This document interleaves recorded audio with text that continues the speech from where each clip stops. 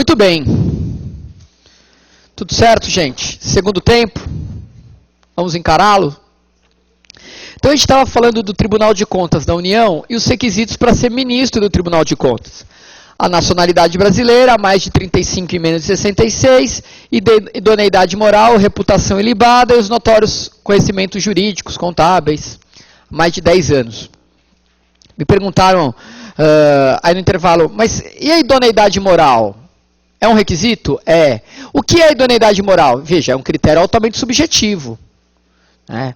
Quando o Senado aprova, que a gente vai ver isso, quando o Senado aprova, ele vai arguir para aprovar o nome se tem ou não tem idoneidade moral. Não existe um critério objetivo para verificação. Tá? Bom, os critérios são esses. Eu disse que são 9. Desses 9, 1/3, ou seja, 3, são indicados pelo presidente da República. Então, dos 9, 3 são indicados pelo presidente da República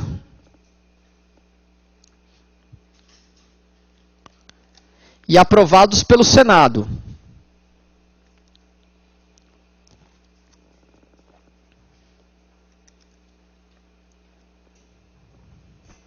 Só que, desses 3, que são indicados pelo presidente, desses 3,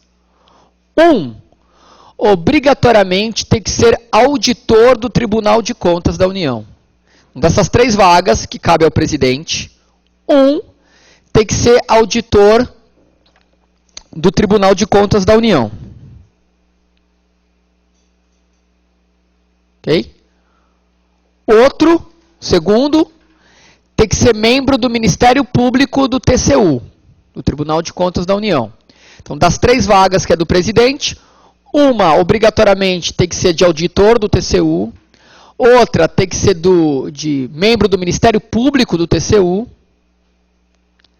e a terceira é de livre escolha. Então, o presidente indica 3. Tem que ser auditor, outro tem que ser membro do Ministério Público do Tribunal de Contas e outra de livre escolha.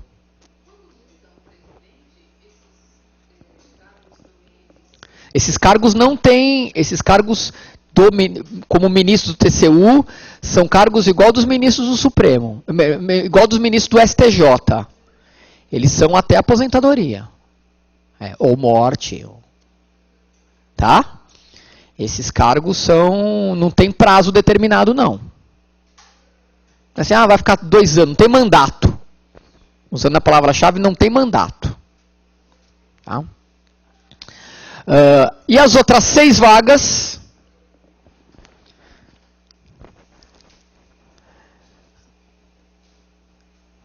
são indicadas pelo Congresso Nacional em lista tríplice.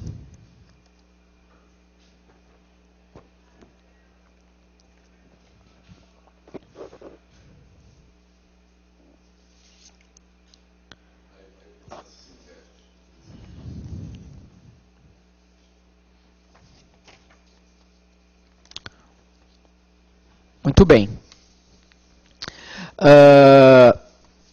Para finalizar sobre o Tribunal de Contas,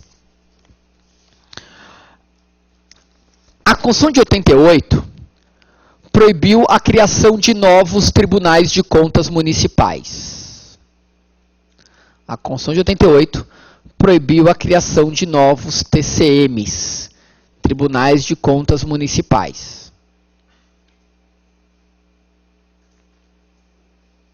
Só que tem um porém.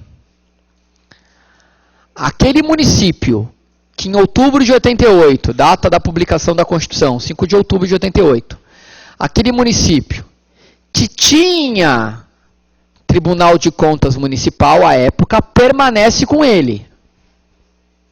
Por exemplo, o município de São Paulo, o município do Rio de Janeiro. Lá em 5 de outubro de 88, esses municípios tinham Tribunal de Contas Municipal. E permanecem com eles.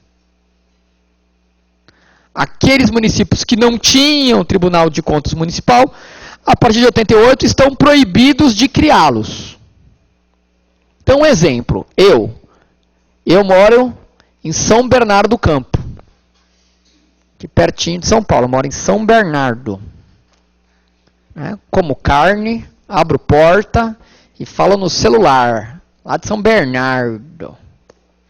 São Bernardo do Campo é um município aqui pegado a São Paulo, para quem não conhece. Em 88 não tinha Tribunal de Contas Municipal. E a partir de 88 não poderá criá-lo. Então, quem auxilia a Câmara dos Vereadores do município de São Bernardo na verificação contábil, financeira dos poderes? O respectivo Tribunal de Contas do Estado de São Paulo. Então, se o seu município aí na sua franquia não tinha Tribunal de Contas Municipal em 88, não pode criá-lo. Então, quem vai auxiliar a sua Câmara dos Vereadores daí? O respectivo Tribunal de Contas do Estado que seu município se insere. No caso de São Bernardo, Tribunal de Contas do Estado de São Paulo.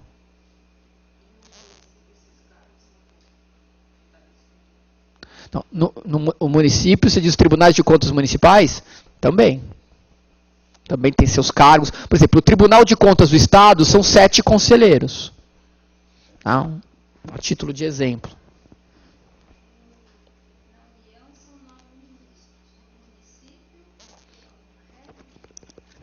Não, a regra do TCM vai estar nos seus municípios. Tá? A do Estado são 7. Também indicação. No Estado, também indicação. Tá? Oi? Não, aí cada município vai estabelecer a sua... Aqui como é em São Paulo, creio que não. Que é indicação também. Tá? O Tribunal de Contas do Estado também é indicação. Bom, vamos falar agora, subir aqui, vamos falar agora da composição do Legislativo. Então, acabou o Tribunal de Contas. Agora vamos falar da composição do Legislativo. Então, a gente pega aqui o âmbito municipal, estadual, distrital e federal.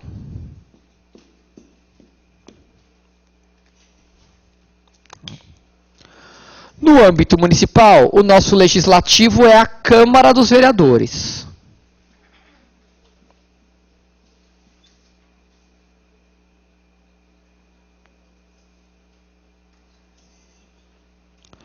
Nos estados, nós temos as assembleias legislativas.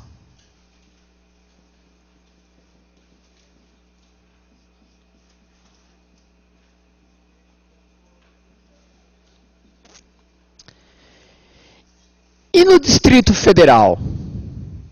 O Distrito Federal não é nem um estado nem um município, ele é o Distrito Federal. Ele reúne as duas competências, a gente já viu isso ao longo do curso. Tanto é verdade que lá não tem prefeito e governador. Tem só o governador com as duas competências. Da mesma forma, no Distrito Federal não tem Câmara e Assembleia. Tem um órgão só. Você pega o primeiro nome desse e o segundo desse. Surge a Câmara Legislativa do Distrito Federal. Então, no município, Câmara dos Vereadores. Nos estados, Assembleias Legislativas. No Distrito Federal, Câmara Legislativa.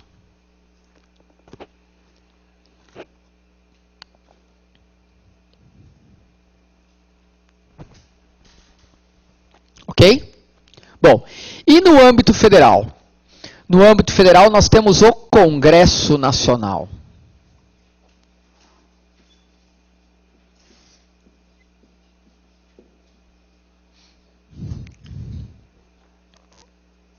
Então, no município, Câmara dos Vereadores. Nos estados, Assembleias Legislativas. No DF, Câmara Legislativa.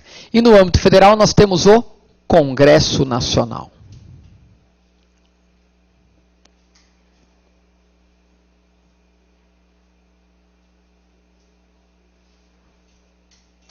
Bom, vem para esse lado aqui. Congresso Nacional é o único legislativo desses todos que é do tipo bicameral, formado por duas casas. Então aqui a gente tem a Câmara dos Deputados,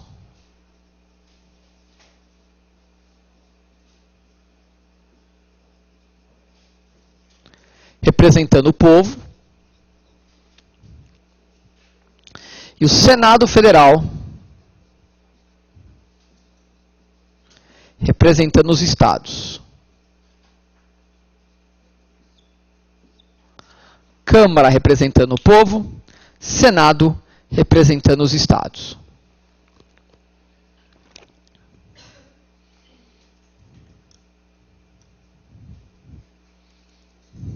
Ok? A eleição do deputado federal lá na Câmara, quando ocorre e o deputado ganha, o mandato dele será de 4 anos. O mandato do deputado é de 4 anos. Enquanto o mandato do senador é de 8 anos, no sistema 1/3, 2/3. Mandato de 8 anos, no sistema 1/3, 2/3. Bom, o que é um mandato de 8 anos no sistema 1/3, 2/3? Vejam, diferentemente da Câmara, que representa o povo, o Senado representa os estados. Então, pouco importa o tamanho populacional do estado. Então, sem bairrismo aqui, você pega o Acre e São Paulo. O Acre tem um número de eleitores muito menor que São Paulo. Então, na Câmara, veremos que o número de deputados federais eleitos por São Paulo é maior que do número de deputados federais eleitos pelo Acre. Já no Senado, não. Como o Senado é um órgão do Legislativo que representa os estados, o número é fixo, sempre 3. Então, o Acre terá 3 senadores, São Paulo 3. Tanto é verdade que a gente tem 26 estados e mais o Distrito Federal, 27. 27 vezes 3, 81, que é o número de senadores que nós temos no Brasil. Então, notem.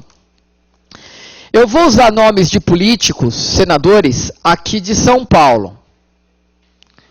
Você da sua franquia vai usar o mesmo exemplo, só vai mudar o nome, literalmente. O raciocínio é sempre o mesmo.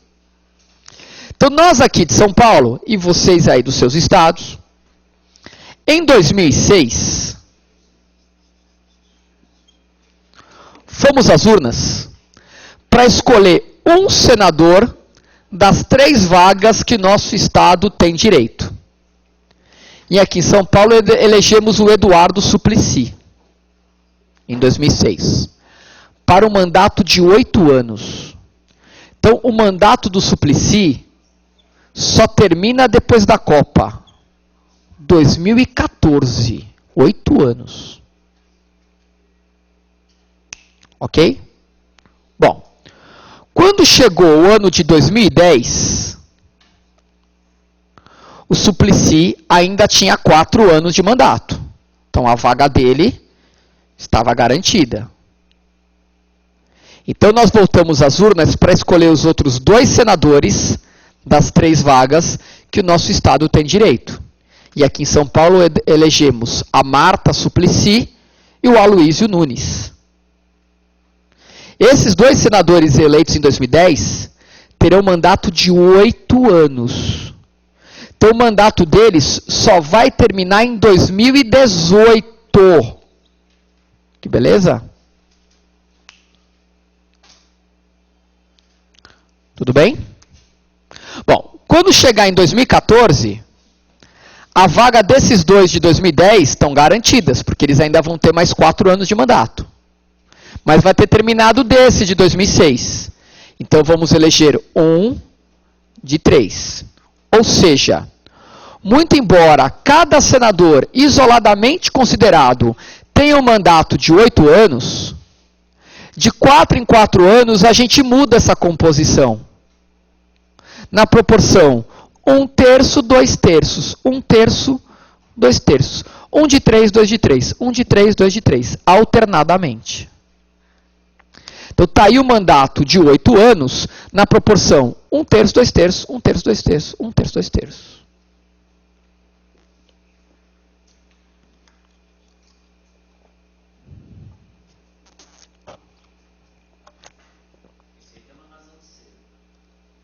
A composição do Senado representando os estados, né? A eleição para deputado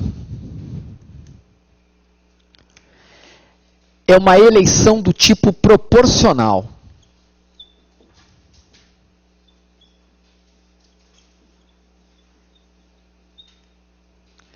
Eleição para o Senado é uma eleição do tipo proporcional.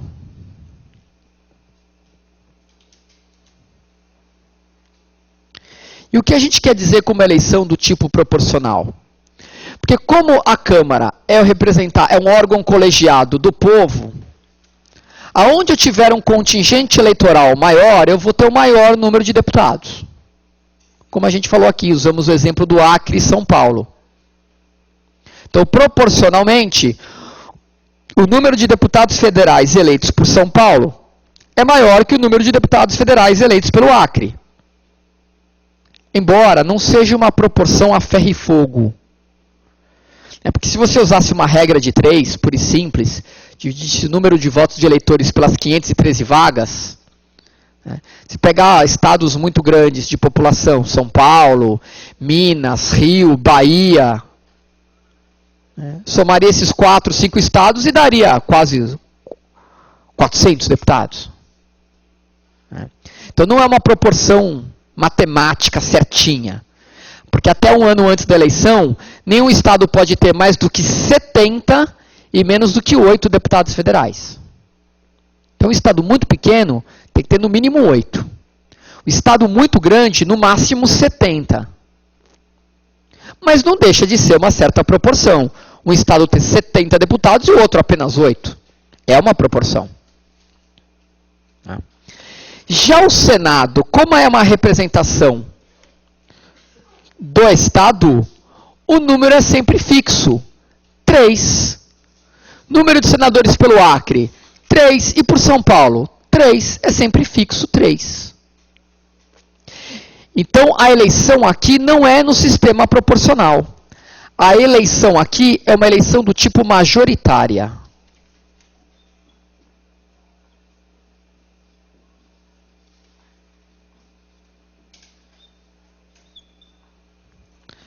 Eleição majoritária.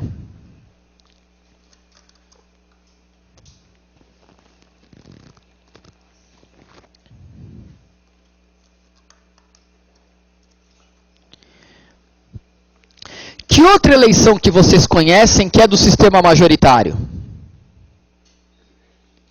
Presidente, governador, chefe do executivo. Perfeito. Com uma diferença.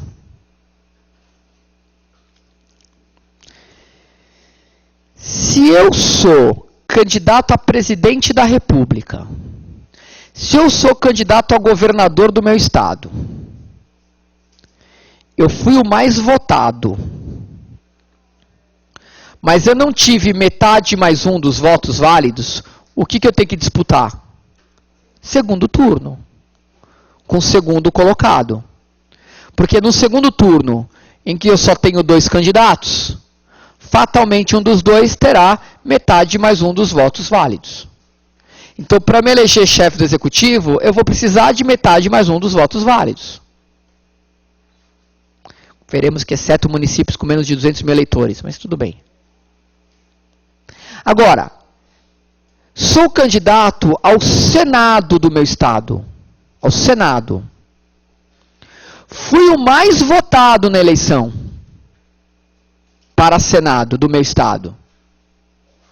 Mas eu não tive metade dos votos. Apesar de eu ter sido mais votado, eu não consegui metade dos votos válidos. Eu estou eleito? Estou. Tem segundo turno para senador? Não. E por que não tem segundo turno para senador? Porque eu não preciso de metade mais um dos votos para me eleger. Basta eu ser o mais votado. Ou seja, uma eleição que exige metade mais um dos votos válidos para me eleger é uma eleição por maioria absoluta de votos. Porque eu preciso de metade mais um dos votos válidos. Como para o Senado eu não preciso de metade mais um dos votos válidos, basta eu ser o mais votado, é uma eleição majoritária por maioria relativa de votos.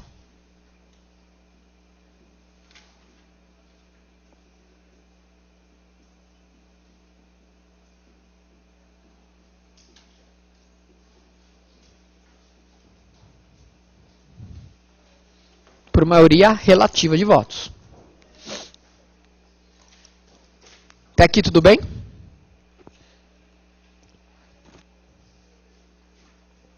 Beleza.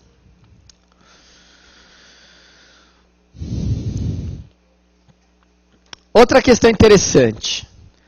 Bom, o número de deputados, já falamos, é 513. E dos senadores, 81. Até aí não tem muito segredo.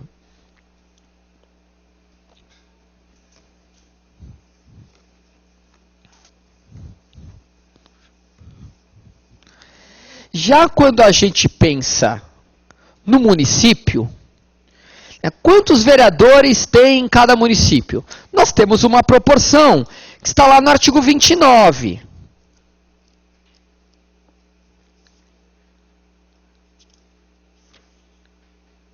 Tá? Você dá uma lidinha ali. Né? 7% para os... quer ver? Olha, não, aqui é total de despesa. Deixa eu achar aqui. Está aqui.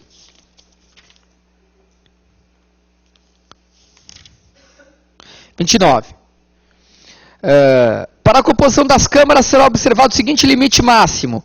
9 vereadores para municípios de até 15 mil habitantes. 11 para 30 mil e por aí vai. Tem uma tabelinha no artigo 29. Não tem tanta importância para o concurso fiscal. Agora, para número de deputado estadual, como é que eu sei quantos deputados estaduais tem no meu estado, na minha Assembleia Legislativa? É uma coisa de louco. Porque toda vez que eu leio, eu sou ruim em matemática. Se você é bom, você vai me ajudar. Porque sempre que eu não abro esse artigo, eu tenho que ler 3 vezes porque eu não entendo. Olha o artigo 27 da Constituição.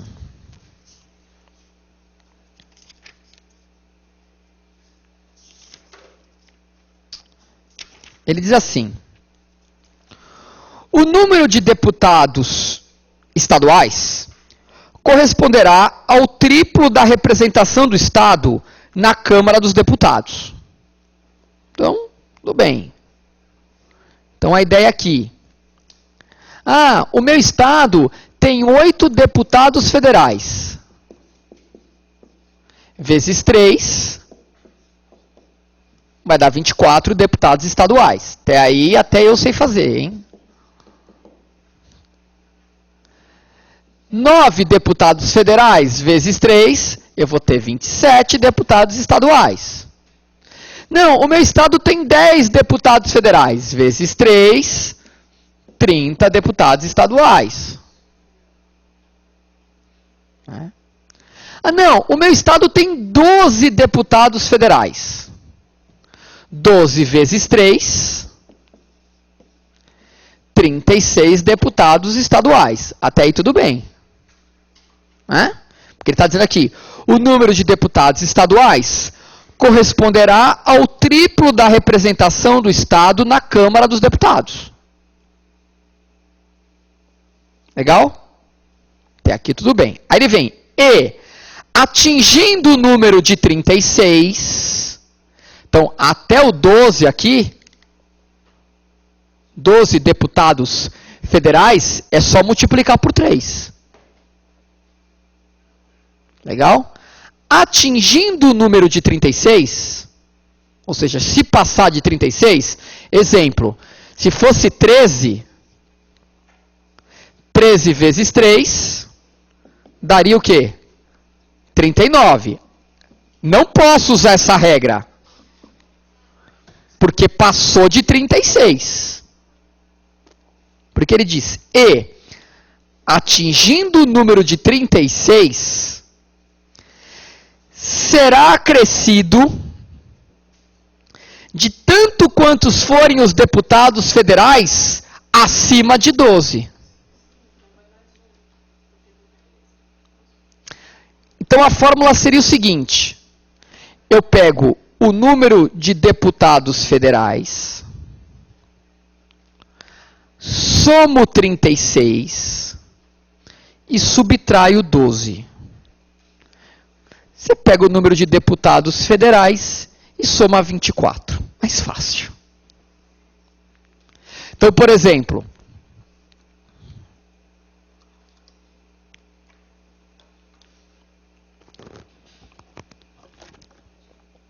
eu tenho 14 deputados federais.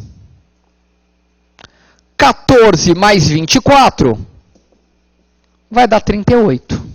Não vai ser 14 vezes 3. 14 vezes 3 daria 42, certo? Eu não multiplico, porque vai ficar um número gigante. Então, quando o Estado tem uma representação... Imagina São Paulo, tem 70 deputados federais. Vai ter 210 estaduais? Pô, não tem cabimento ter 210 deputados estaduais. Precisa disso? Precisa nem na metade disso, né? Então, quando o Estado tem o número de deputados federais pequenininho, tudo bem, você multiplica por 3. Mas atingindo 36, será acrescido tantos quanto forem necessários acima de 12. Então, você soma 24.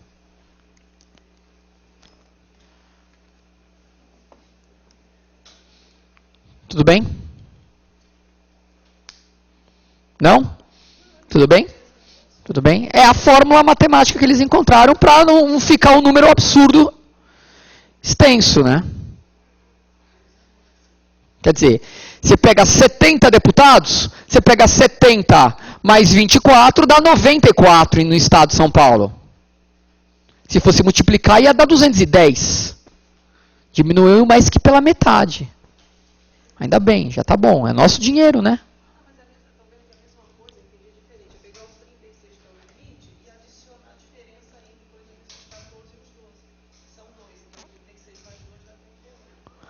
Vai chegar na mesma...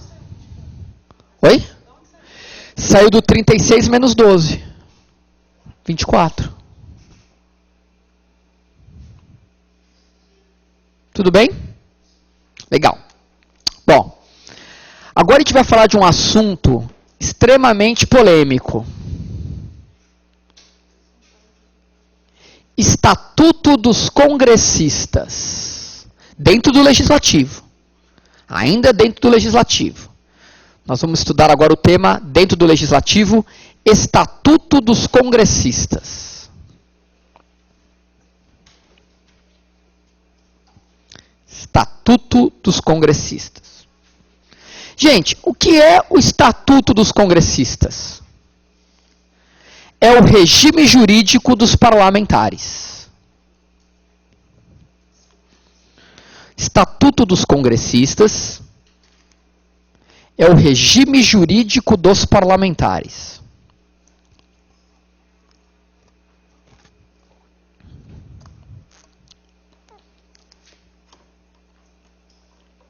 Gente, quer a gente goste ou não, quer a gente concorde ou não, esses caras nos representam. Nós é que elegemos. Nós é que escolhemos. E quando eles exercem essa função pública de nos representar, eles têm um dever de imparcialidade total.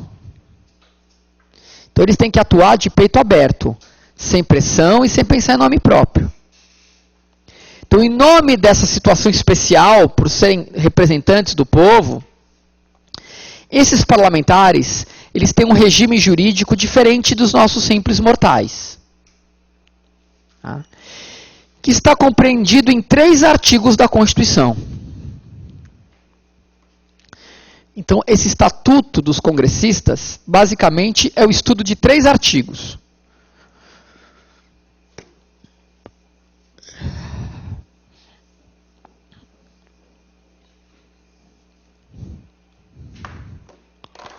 No artigo 53, nós temos as imunidades parlamentares.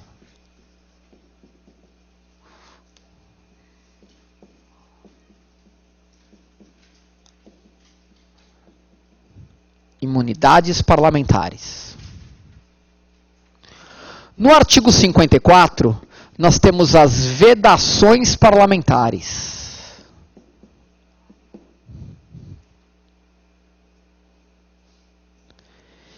E no 55, perda do mandato parlamentar.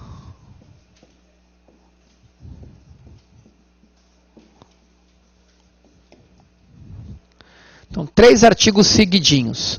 53, 54, 55. Imunidades parlamentares, vedações parlamentares e perda do mandato parlamentar.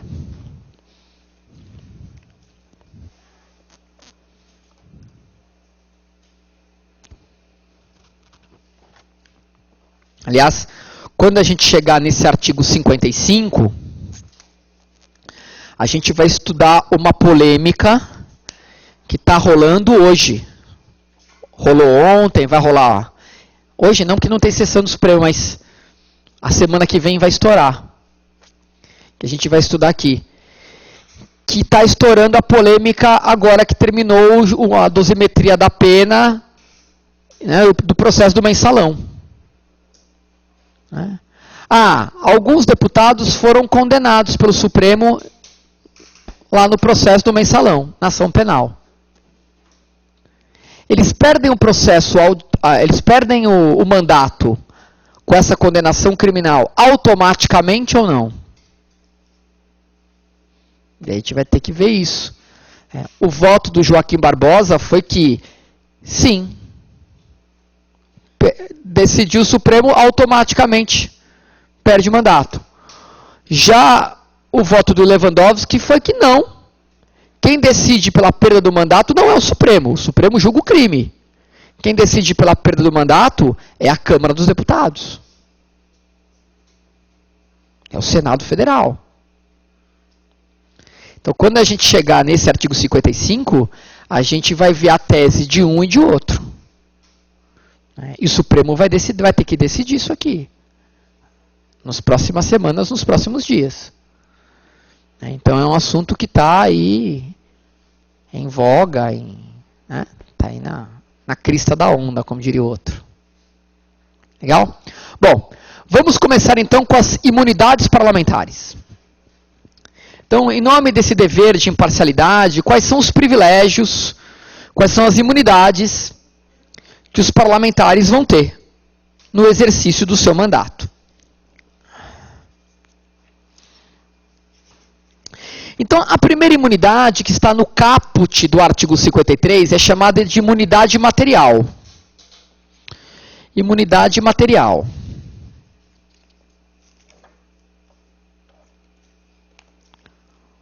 Vamos colocar assim. Os deputados e senadores,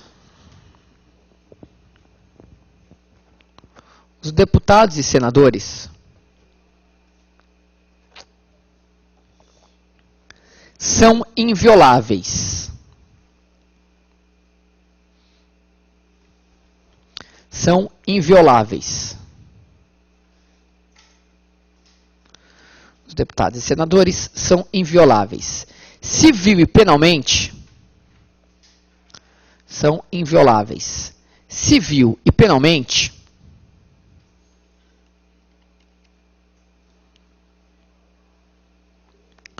por quaisquer de suas palavras,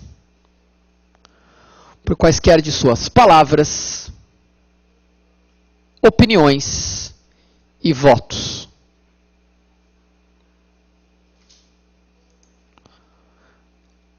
deputados e senadores são invioláveis, civil e penalmente, por quaisquer de suas palavras, opiniões e votos.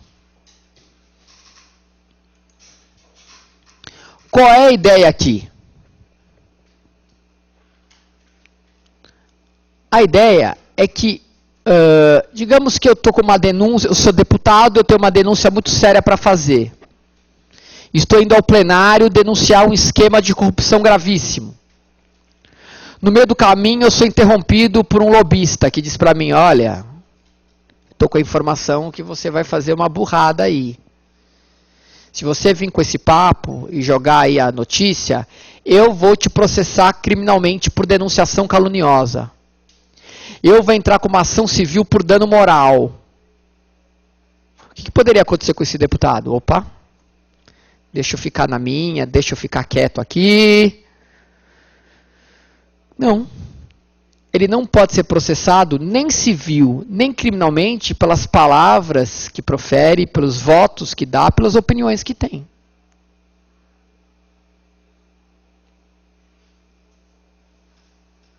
Agora, tem que estar em razão do mandato, né? Tem que estar no exercício do seu mandato. Eu lembro aqui de uma situação interessante lá do escritório, que a questão chegou no escritório, já o processo andando, nem era para cuidar do processo, era uma opinião, era um parecer sobre uma questão constitucional. O que aconteceu? Uma artista de televisão, ela estava processando uma emissora de televisão e como corréu um vereador. Né? Porque essa emissora de TV tinha um programa humorístico que foi até a cidade natal dela, e no modo de entender dela, estavam denegrindo a imagem dela perante essa suposta cidade natal onde ela tinha nascido. E resolveram colocar o nome da artista, fazer uma campanha na cidade, para trocar o nome da cidade e colocar, ao invés do nome da cidade, colocar o nome da artista, mudar o nome do município. E até que eles fizeram essa campanha e foram recebidos pelo presidente da Câmara dos Vereadores do município. Disse, realmente ela nunca mais veio aqui, ela nunca apareceu, etc e tal. Nós vamos apoiá-los nessa empreitada. E está aqui, assinei um projeto de lei, está aprovado. A partir de hoje mudamos o nome da cidade e tal, né? Fez uma festa, um carnaval. E ela sentiu a sua honra violada, entrou com uma ação de reparação por danos morais. Né? O deputado, na sua defesa, diz, não, é a minha opinião. Eu tenho a imunidade. Porque essa imunidade material se estende aos deputados estaduais e aos vereadores no limite da sua circunscrição. Então, o vereador também tem essa imunidade material no seu município. E aí chegou, escuta, tem imunidade ou não tem? E nosso parecer foi que não. Veja, quando ele estava lá fazendo a brincadeira, ele não estava exercendo o mandato dele. Quer dizer, não há nexo entre a atitude que ele tomou e o exercício do mandato dele. São coisas distintas. E até usei uma jurisprudência do Supremo Tribunal Federal que questionava uma questão envolvendo um deputado federal. Né? O que aconteceu com esse deputado federal? Ele foi no horário eleitoral gratuito do seu partido político, e no horário eleitoral gratuito do partido foi lá e desceu a lenha, desceu a reipa no adversário político dele. Chamou de ladrão para baixo. No horário eleitoral gratuito do partido. E esse adversário político, então, entrou com uma ação civil, criminal, contra o deputado, que alegou a imunidade do caput do artigo 53. Disse, é a minha opinião, é a minha palavra, eu sou imune. Tá? O que o Supremo disse? Não, senhor. Quando o senhor está no horário eleitoral gratuito do seu partido, você não está na condição de deputado federal. Você não está exercendo o seu mandato. você está na condição de correligionário, de simpatizante, de participante daquele partido. Então você responde sim. Então tem que existir esse que a gente chama de nexo de oficialidade. Ele tem essas imunidades desde que seja no exercício do mandato. Tudo bem?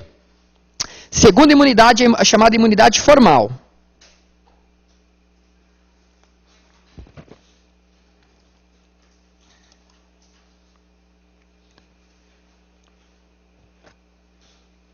Imunidade formal.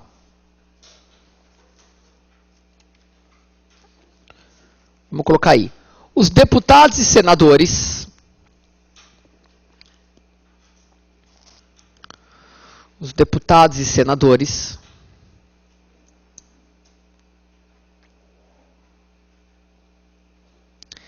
Desde a expedição do diploma. Os deputados e senadores, desde a expedição do diploma,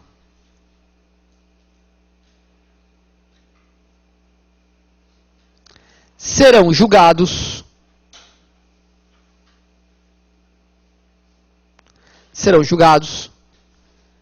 pelo Supremo Tribunal Federal.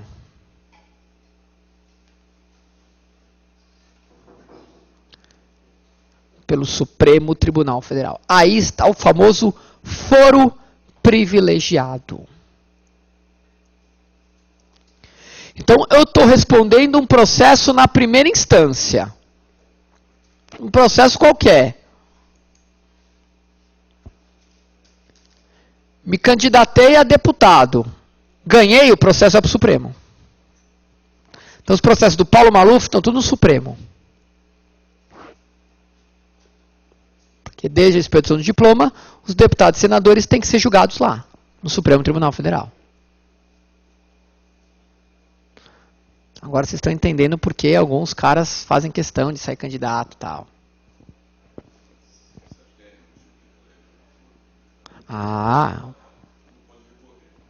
Então, é um privilégio, não pode recorrer, mas quanto tempo demora para julgar?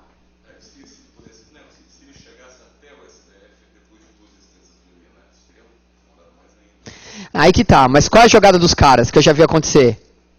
Vai pro Supremo, fica lá. Quando o Supremo resolve mexer, o camarada renuncia ao mandato. Porque não existe foro privilegiado a ex-autoridades. Remete-se à primeira instância. Subverte a lógica do negócio, né? O Joaquim Barbosa tem um voto contrário a isso, para variar. Mas é possível, em tese. Então, na verdade, a existência do foro privilegiado ele serve para quê? Não é para fugidinha. Serve para evitar pressão local em cima de um deputado, uma perseguição política do deputado, perseguição política sobre o senador, aqui na primeira instância, nos tribunais onde ele atua. Então, joga no Supremo, que em tese é totalmente neutro, avesso a qualquer tipo de pressão, então ele vai ser julgado lá. Essa é a finalidade do foro privilegiado, né? Tirar, né, porque você pode estar ameaçando a imparcialidade do deputado no exercício do seu mandato. Essa é o quê? O motivo, o porquê. Né? A próxima é ótima. A próxima unidade é ótima. Desde a expedição do diploma,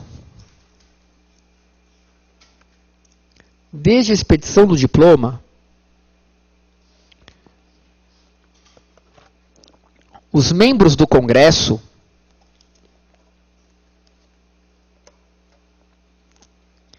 não poderão ser presos. Deputado, senador. Aliás, nem prisão civil. O deputado não pagou pensão alimentícia, ele não vai para a cadeia. Então, desde a expedição do diploma, eles não podem ser presos. Salvo em flagrante.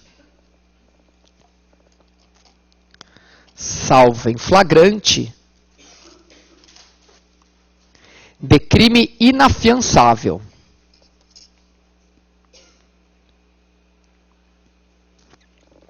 Salvo em flagrante de crime inafiançável.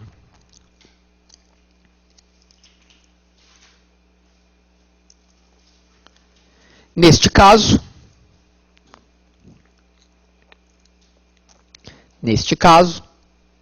os autos serão remetidos em 24 horas. Neste caso, os autos serão remetidos em 24 horas à casa.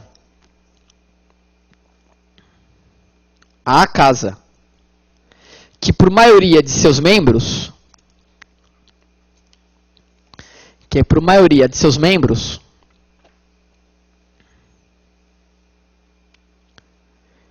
resolverá sobre a prisão.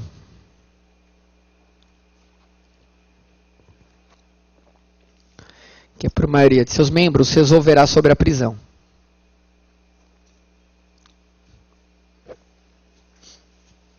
Então, a única forma de prisão é flagrante de crime inafiançável.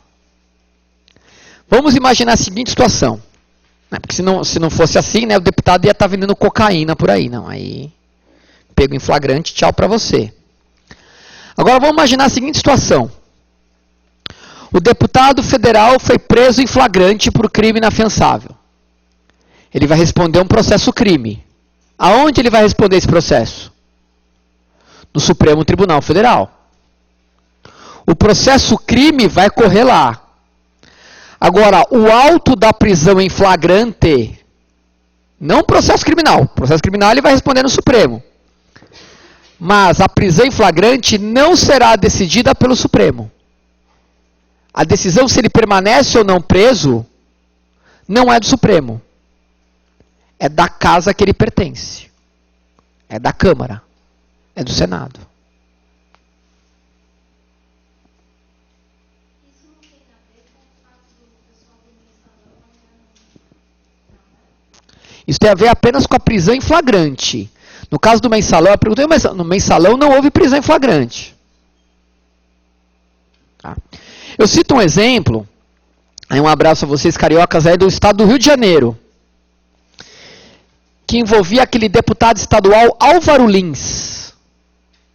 Álvaro Lins foi secretário de Segurança Pública do Rio, depois foi deputado estadual no Rio de Janeiro. E foi preso em flagrante daquele é um flagrante discutível, porque ele foi acusado de crime organizado, aquelas coisas malucas lá. E o promotor e o juiz que aceitou a prisão, posteriormente, a prisão em flagrante pela polícia foi em que sentido? Ele está num permanente flagrante. Isso em tese é possível no que a gente chama de crime permanente. Por exemplo, sequestro. Eu te sequestrei hoje, te levei para o meu cativeiro e você está lá há 10 dias. A cada minuto que passa, eu, sequestrador, estou num permanente flagrante. Porque é um crime permanente. Enquanto você está sob a minha custódia, eu estou praticando o crime a cada segundo. E a cada segundo eu posso ser preso em flagrante. Eles entenderam que a parte de crime organizado, tal, aquela decisão específica era um crime permanente. E decretaram a prisão dele. Quem decidiu se ele continuou ou não preso não foi o Tribunal de Justiça do Rio. Foi a Assembleia Legislativa que mandou soltar. Depois cassaram o mandato dele. Porque não existe imunidade à ex-autoridade. Perdeu o mandato, cassou o mandato, perdeu todas essas imunidades que a gente está falando. Tá? Próxima. Oi. Essa regra de prisão é a prisão em flagrante, aquela que você pego no momento da prática delituosa.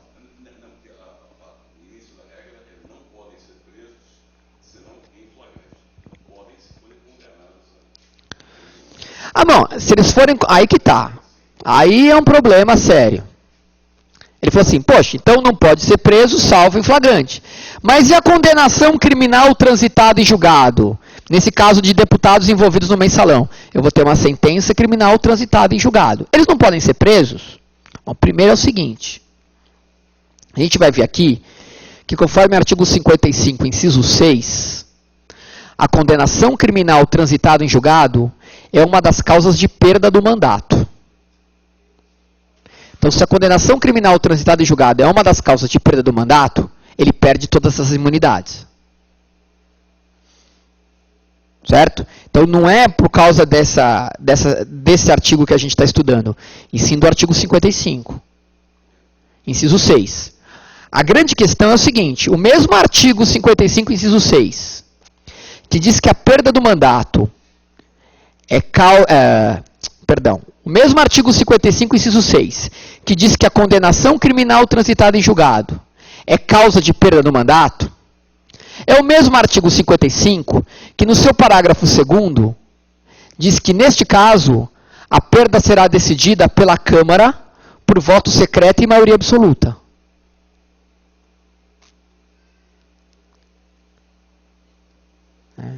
E aí vai ter um pau desgraçado, porque o Marco Maio, presidente da Câmara, falou, ó, o Supremo condenou para o mensalão, é uma condenação criminal transitada em julgado? É hipótese de perda do mandato do 55, inciso 6? É, mas o parágrafo 2º do 55 deixa muito claro.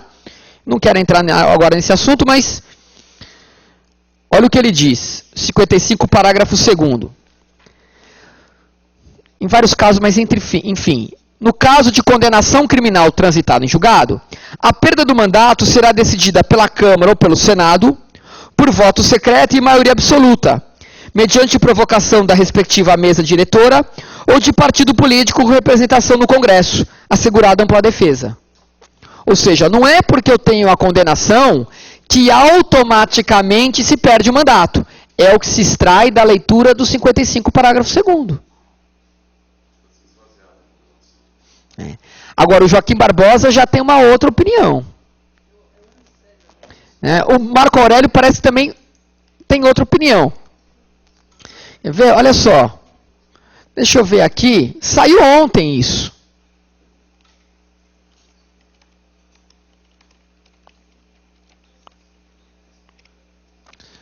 Veja só. Notícia de 12 horas atrás. STF deve cassar mandatos de parlamentares condenados pelo mensalão.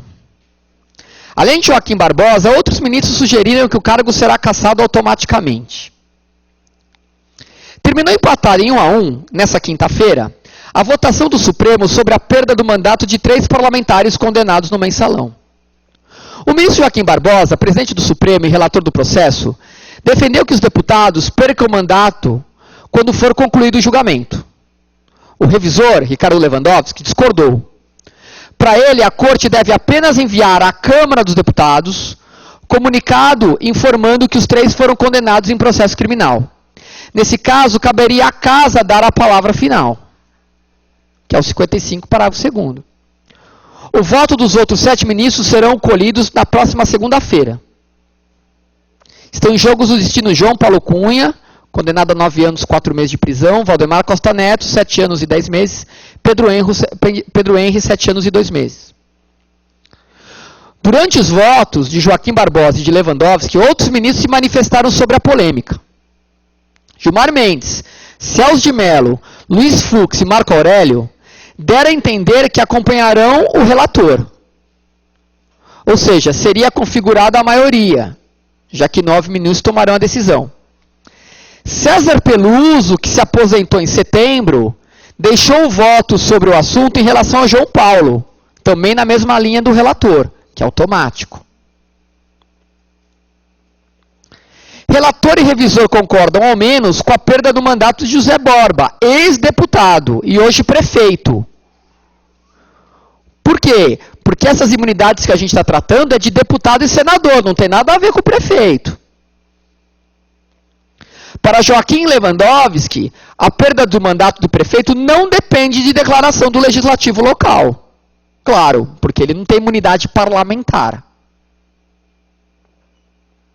Só deputados e senadores teriam essa perda submetida à casa. No entanto, a discussão não terá efeitos práticos para ele, que já... Enfim. Joaquim argumentou que as penas impostas aos deputados são totalmente incompatíveis com o exercício de atividade parlamentar. Então, como é que o Joaquim Barbosa interpreta isso aqui? Se for uma condenação criminal pela atividade parlamentar, usaria essa regra do parágrafo 2º. Né? O Lewandowski discordou. Para ele é possível, a um condenado em regime semiaberto, dar expediente na Câmara e voltar à prisão para dormir. Bom, essa é a notícia, não sei que ele falou isso, né? O revisor também sugeriu que condenados em regime fechado continuem no mandato, mas peçam uma licença para cumprir a pena. João Paulo foi condenado a regime inicialmente fechado, Valdemar e Pedro Henri a semiaberto. Borba cumprirá a pena alternativa. Aí o diálogo deles. Tem aqui. Ele pode ser preso e ainda assim continuar a exercer o seu mandato. Nada impede que os réus exerçam atividade laboral fora do sistema carcerário, para depois irem para o repouso noturno, afirmou Lewandowski. Joaquim retrucou, é compatível com o mandato parlamentar alguém condenado a 7, 8, 9 anos de prisão? Luiz Fux emendou, será que os mandatários do povo podem continuar falando pelo povo depois de condenados criminalmente? Em seu voto, Joaquim Barbosa citou o 55 da Constituição, que é o que a gente está falando aqui. Segundo o qual, perderá o mandato o deputado ou senador que sofrer condenação criminal transitada em julgado. Ele argumentou que o Congresso é uma instituição política e, por isso, não pode dar a palavra final sobre as consequências de uma condenação criminal decidida pela Corte mais alta do país. O condicionamento de juízo condenatório criminal final ao juízo político e de conveniência do parlamento não me parece ser a solução mais legítima. Marco Aurélio concordou. A partir do momento que o título judicial esteja à perda do mandato, nada fica submetido à decisão da Câmara. Para Joaquim, o Supremo deve apenas comunicar à Câmara a decisão tomada. Se a Câmara desobedecer a ordem, quem se sentir prejudicado terá motivo para recorrer ao Supremo. Palavras dele. Se a sentença condenatória de deputado for proferida após a diplomação, cabe à Casa tão somente declarar a perda do mandato. Portanto, a deliberação da Casa tem efeito meramente declaratório, não podendo rever nem tomar sem efeito a decisão do Supremo. Quer dizer, quem vai declarar a perda, segundo o Joaquim, é a Casa, mas ela estaria vinculada à decisão do Supremo. Ok? Lewandowski lembrou que o mesmo artigo 55 estabelece que é aquilo que a gente estava falando, a perda do mandato será decidida pela Câmara ou pelo Senado por voto secreto e maioria absoluta, mediante provocação da mesa ou de partido político assegurada pela defesa. Para ele é necessário realizar novo processo na Câmara para que os parlamentares tomem a decisão final. Ele ainda fala, e isso é verdade, a jurisprudência e a doutrina sobre o assunto sinalizam que a perda do mandato por condenação criminal, em se tratando de deputados, não é automática. Outros votos do Supremo foram nesse sentido. Encontrei, inclusive, antes de ontem, o Pedro Lenz aqui. Lei, Pedro Lenz, o que você acha? Ele concorda que é a Casa. Bom, se o Supremo decidir mudar a jurisprudência, a gente vai falar aqui. Lewandowski também ressaltou que o Judiciário tem poderes para cassar mandato apenas quando houver fraude no período eleitoral. Quando a eleição decorreu de forma legítima, não se pode retirar o mandato.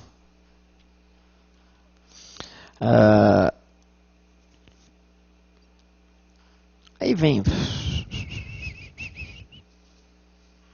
Isso é o mais importante da notícia. Para vocês entenderem que a gente está estudando um assunto que é altamente polêmico, que está sendo debatido hoje. Legal? Bom. Vamos a mais uma imunidade.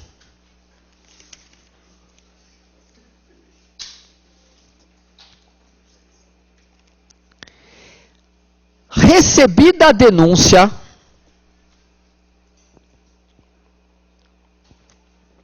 recebida a denúncia contra o parlamentar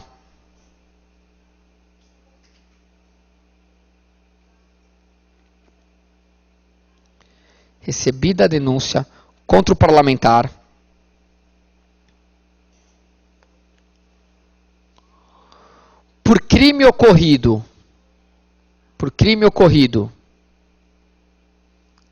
após a diplomação,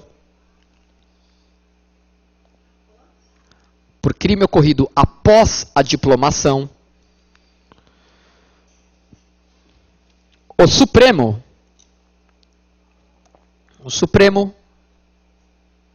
dará ciência à casa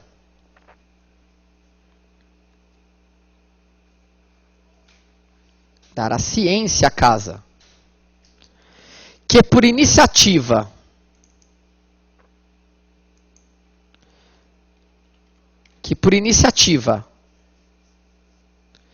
de partido político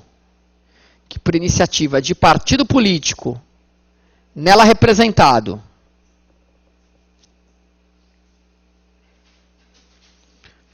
e voto da maioria de seus membros, maioria de partido político nela representado e maioria de seus membros, poderá, até a decisão final,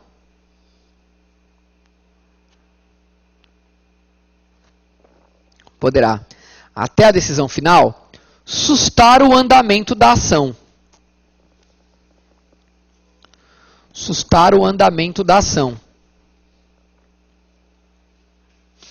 Suspendendo a prescrição.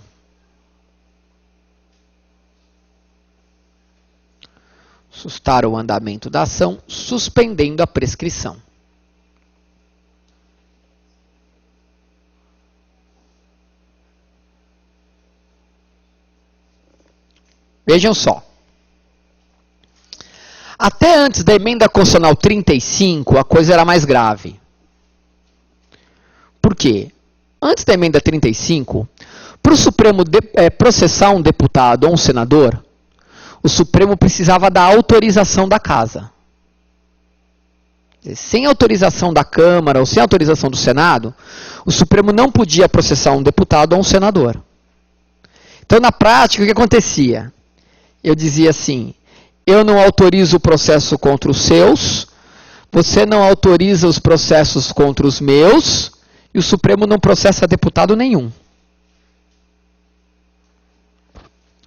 Com a emenda 35, isso caiu.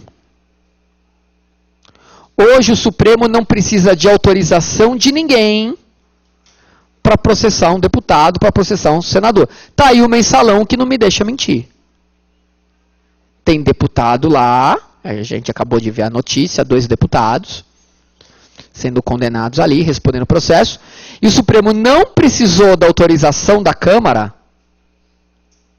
para processá-los. A única obrigação que tem o Supremo é de comunicar à respectiva casa que abriu o processo contra o deputado, contra o senador. Então o Supremo comunica: olha, Câmara, eu abri o processo contra o deputado tal.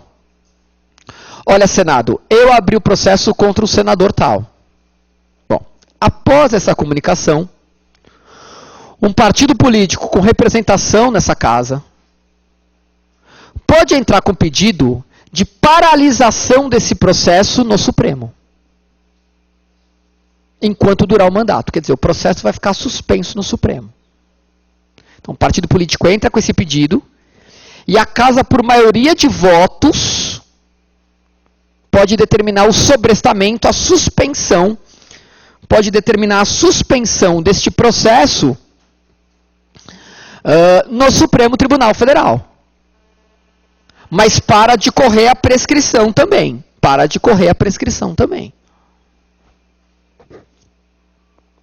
Tudo bem. Maioria dos membros. Também, o processo, enquanto durar o mandato, vai ficar quietinho, mas a prescrição também para de correr. Senão já era demais, né? Tem cabimento. Tem mais imunidade? Tem. Vamos, mais uma imunidade.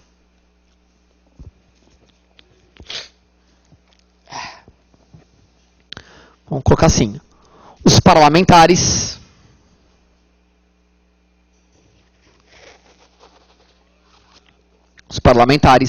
não são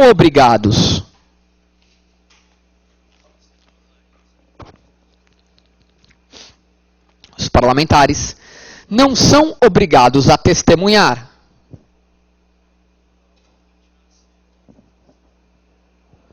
Os parlamentares não são obrigados a testemunhar sobre pessoas e informações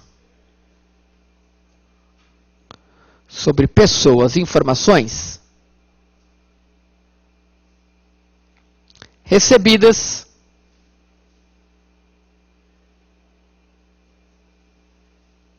em razão do mandato.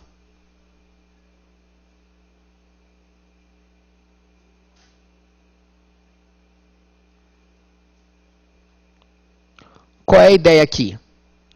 Eu não sou um deputado, eu não sou um senador.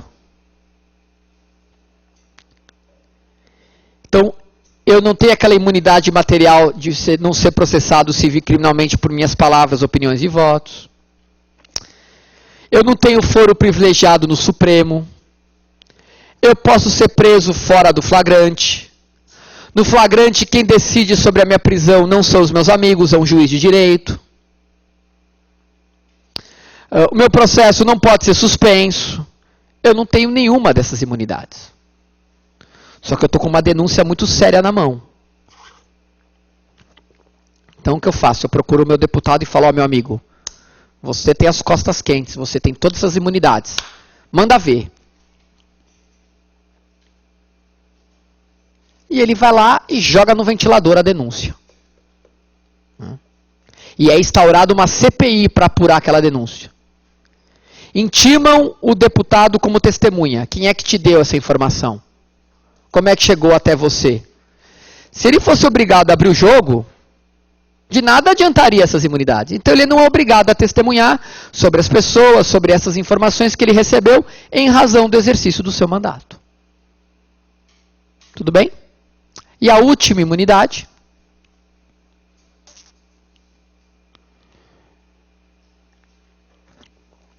A incorporação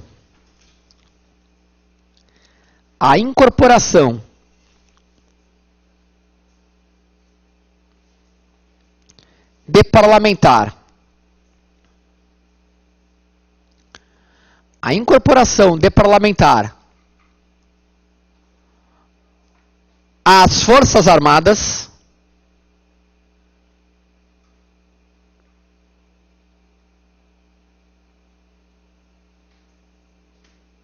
ainda que militar. A incorporação de parlamentar às Forças Armadas, ainda que militar. E ainda que em tempo de guerra,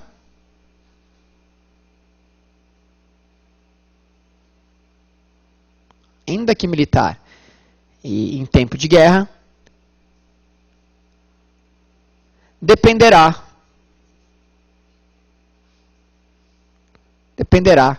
de prévia licença da casa. Dependerá de prévia licença da casa.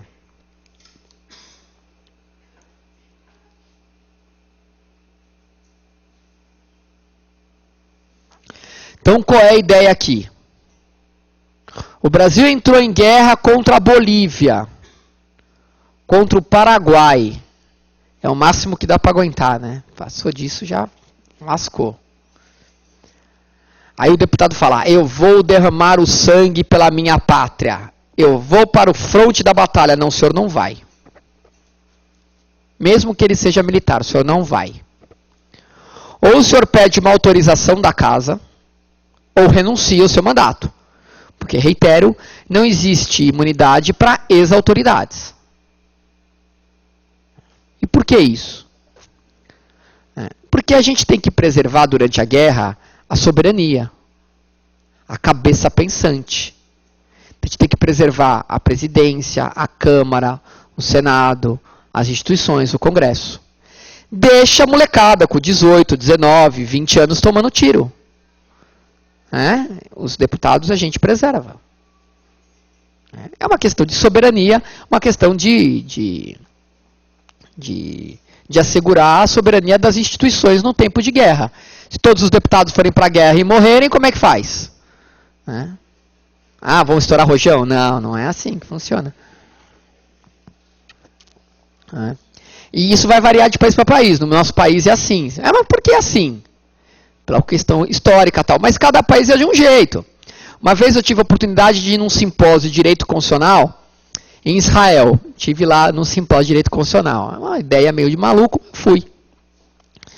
E aí tinha lá um constitucionalista israelense falando sobre o serviço militar obrigatório, que lá está mudando, tal, porque tem uma polêmica se o religioso ortodoxo é obrigado ou não. Tem uma emenda constitucional dizendo que sim, antes não era. Embora seja obrigatório o serviço militar lá para homens e mulheres, no mínimo 2 anos. Eu acho justo. Não é igualdade? Todos somos iguais perante a lei, etc e tal, blá. Não é o mesmo salário, o mesmo direito, a mesma obrigação, etc. A mulher vai para o exército. Não é? Igualdade de homem não ir para o exército. Não, mas o país tem que ter a soberania, o exército. E aí eu falei para ele, olha, no Brasil, a mulher não é obrigada. Mas como? Eu falei, porque a nossa igualdade é diferente de vocês. Aí explica, por exemplo, no Brasil, e eu acho certo, a licença maternidade é maior que a licença paternidade. É uma discriminação, mas é óbvio, caramba. É igual. Se eu dizer igualdade, vai se catar. A licença maternidade é maior. E se o homem quiser uma igual, pra mim, é uma vagabundagem. Não, mas é o meu filho. Pô, não pariu. Não amamenta.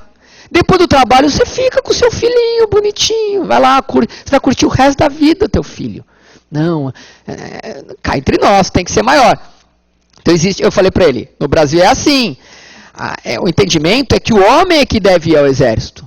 E a explicação dos livros, que eu acho uma bobagem, é que a mulher tem uma complexão física mais frágil que a do homem. Depende do homem, depende da mulher, pô. Eu tive que ir pro exército, com esse chassi de grilo. Tem aquelas mulheres fortes pra não, eu sou mulher, sexo frágil. E eu falei isso pra ele. Ele falou assim, não, aqui é obrigado a mulher. Em compensação, é o que ele estava falando pra mim. Lá, até um tempo atrás, o ultra-ortodoxo era livre do exército. Falei, mas a religião delimitando isso? No Brasil, não, porque a gente é um estado laico, leigo, não tem uma religião oficial, como eles têm. Ele falou assim, não, mas é que na nossa concepção, esse religioso ajuda de outro jeito. Eu falei, como? Rezando para que tudo dê certo. Eu falei, justo! O que não é religioso vai para a faixa de Gaza tomar tiro. O outro reza para ele não tomar tiro. Mas é a soberania dos caras. É a cultura. Tem que respeitar. E a nossa também. A nossa cultura constitucional é assim. É diferente. Tem que ser respeitado. É uma questão de soberania interna. Tudo bem? Bom, essas são as imunidades do artigo 53. Mas vocês sabem que na vida tudo tem 2 lados. O lado bom e o lado ruim, não é verdade? Nada é 100% bom, nada é 100% ruim. Tudo tem, é igual casamento.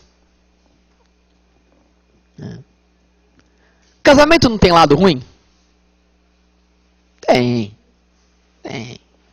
E deve ter algum lado bom, né? Alguém um dia vai encontrar o lado bom, né? Se bem que quando eu falo isso, as moças falam, que absurdo, tá, blá, blá. Por que vocês falam isso? Porque o casamento é muito melhor para a mulher do que para o homem. Muito melhor. A começar no dia do casamento. A mulher vai de branco, o homem vai de preto. O luto. E aí, é engraçado que eu falo isso na classe, eu falo, quem é casado? A mulher levanta a mão, eu sou casada. O cara levanta a mão assim, eu sou. É muito melhor para a mulher do que para o homem, tá, né? Isso aí não tenha dúvidas. Mas tudo lado bom e o lado ruim. O lado bom do dever de imparcialidade do parlamentar são as imunidades. Mas pelo mesmo dever de imparcialidade, nós temos as vedações, que está no artigo seguinte, artigo 54. Vedações aos parlamentares. Vedações que estão no artigo 54 do texto constitucional, nessa aula agora.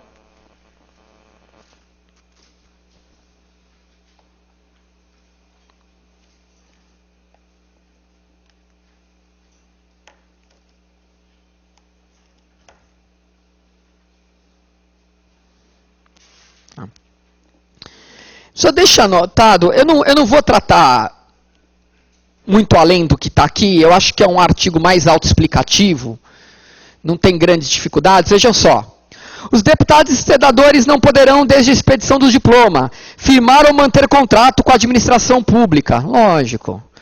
Não podem exercer cargos na administração pública.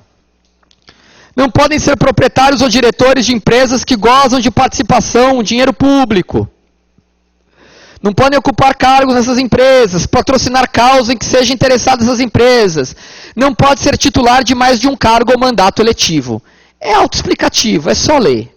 É curtinho. Já o artigo 55, que entrou na moda, que é o que a gente estava falando, então o concurso pode vir para cima dele. O artigo 55 traz as hipóteses de perda do mandato parlamentar.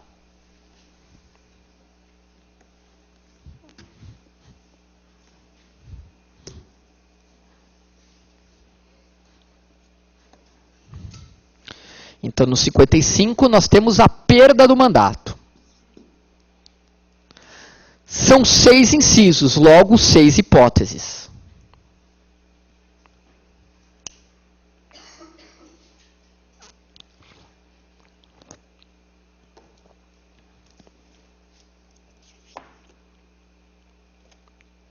Então, quando você abre o 55, está assim.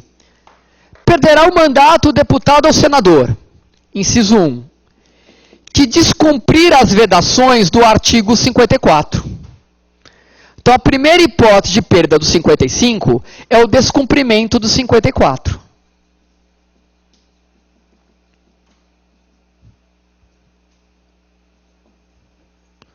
Tem aquelas vedações. Não cumpriu? É a primeira causa de perda do mandato.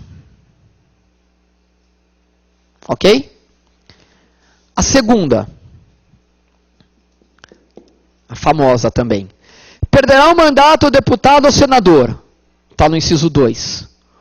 Cujo comportamento for incompatível com o decoro parlamentar. É o que vulgarmente a gente chama de quebra de decoro parlamentar.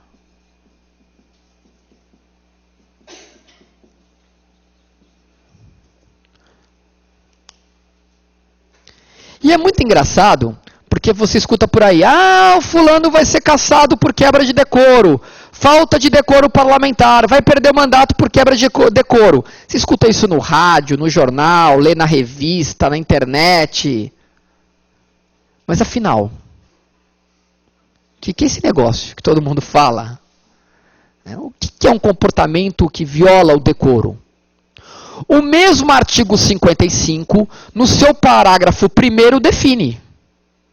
Está lá. É incompatível com o decoro parlamentar. Além dos casos definidos no regimento interno, então a própria Constituição joga essa bola para o regimento interno da Câmara, para o regimento interno do Senado, a rolar diversos comportamentos incompatíveis com decoro que possam vir levar à perda do mandato, e no seu concurso não cai regimento interno. Né? A gente só falaria isso se fosse um concurso de um cargo para a Câmara, para o Senado. Aí a gente teria uma aula específica de regimento interno. Não é o nosso caso. Não vão cobrar, não está nem em edital. Então a Constituição diz, além dos casos do regimento interno, quebra o decoro. E aí na Constituição, abuso da prerrogativa e percepção de vantagem indevida. Então, abuso de prerrogativa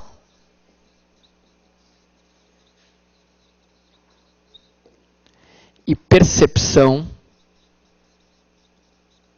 de vantagem indevida.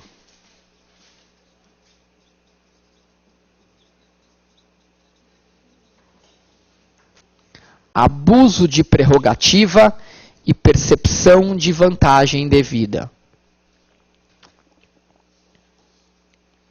Ah, violou a licitação, ganhou um dinheiro por fora para fraudar a licitação da Câmara. Percepção de vantagem indevida.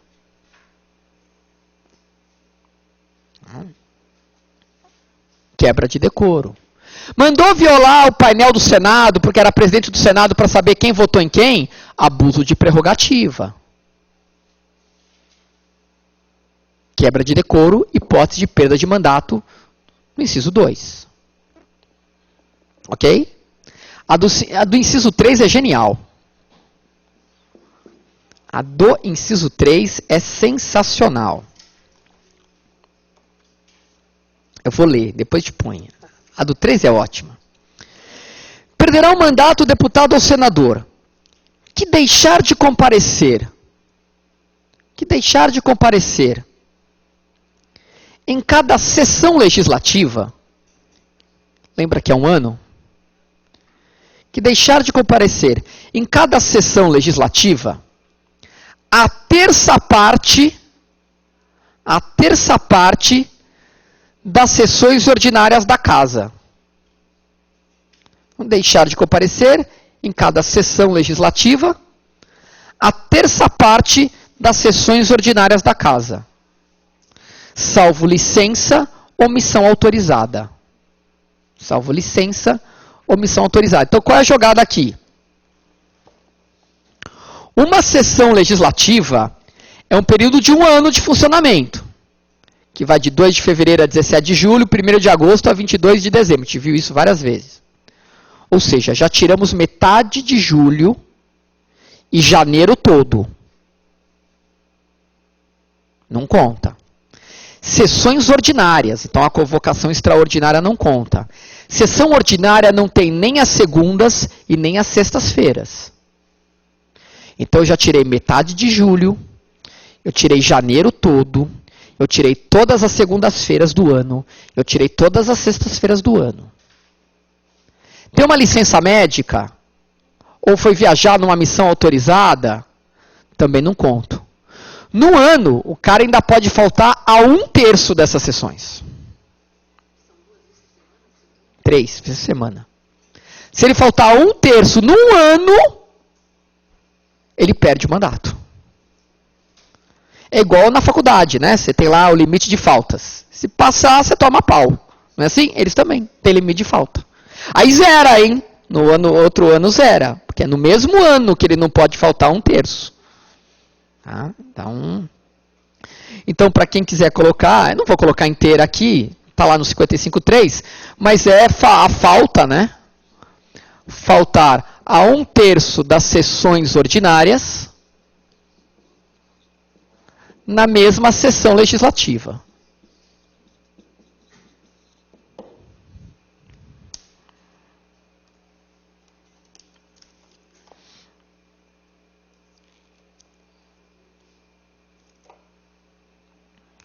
Ok? Bom, quarta hipótese. Quando houver perda ou suspensão dos direitos políticos. Perda ou suspensão dos direitos políticos. A gente vai ver em aulas futuras que, conforme o artigo 15 da Constituição, não existe cassação de direitos políticos no Brasil. Cassação de mandato é uma coisa, direitos políticos meu, de votar, ser votado e tal.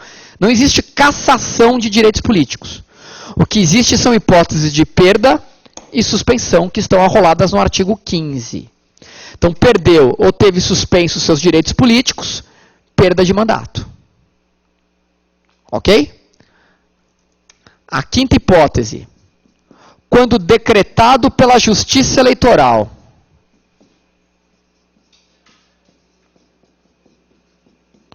Pela Justiça Eleitoral.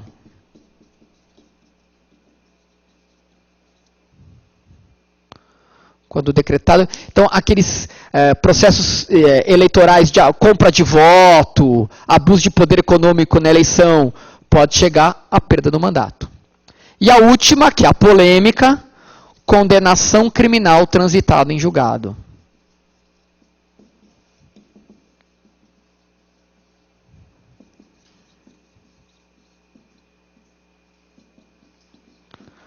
Condenação criminal transitada em julgado.